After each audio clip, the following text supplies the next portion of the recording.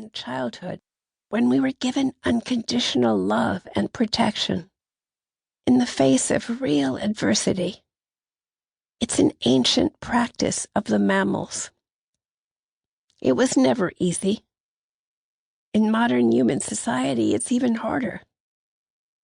There are so many dangers now, so many of them unprecedented. The book itself began in the early 1980s when the rivalry between the United States and the Soviet Union was making a potentially fateful intersection with 60,000 nuclear weapons that had been accumulated for reasons of deterrence, coercion, pride, and fear. Each nation praised itself and vilified its adversaries, who were sometimes portrayed as less than human. The United States spent $10 trillion on the Cold War, enough to buy everything in the country except the land.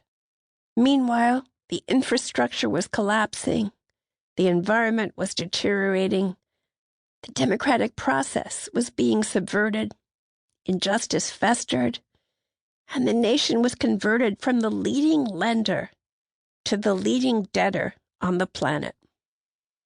How did we get into this mess? We asked ourselves. How can we get out? Can we get out?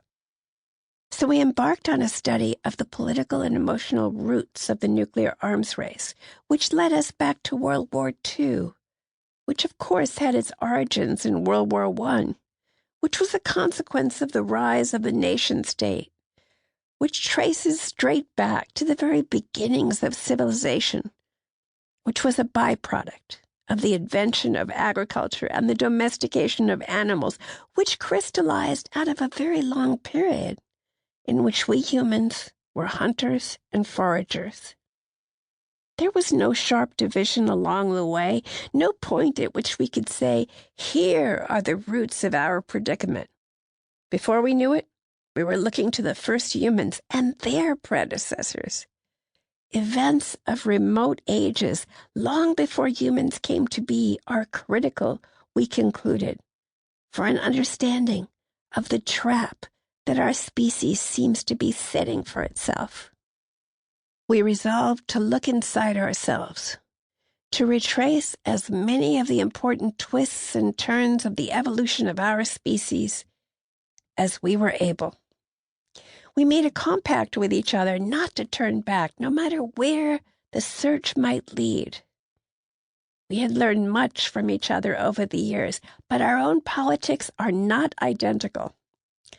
There was a chance that one or both of us might have to give up some of those beliefs we considered self-defining.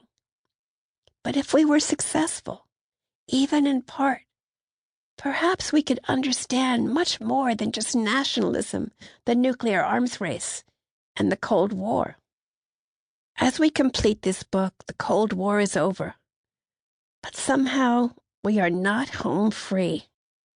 New dangers edge their way onto center stage, and old familiar ones reassert themselves. We are confronted with a witch's brew of ethnic violence, resurgent nationalism, inept leaders, inadequate education, dysfunctional families, environmental decay, species extinctions, burgeoning population, and increasing millions with nothing to lose. The need to understand how we got into this mess and how to get out seems more urgent than ever. This book addresses the deep past, the most formative steps in our origins. Later, we will gather up the threads laid down here. We have been led to the writings of those who preceded us in this search, to distant epochs and other worlds, and across a multitude of disciplines.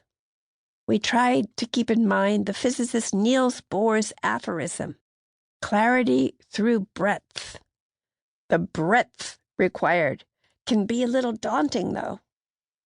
Humans have erected high walls, separating the branches of knowledge.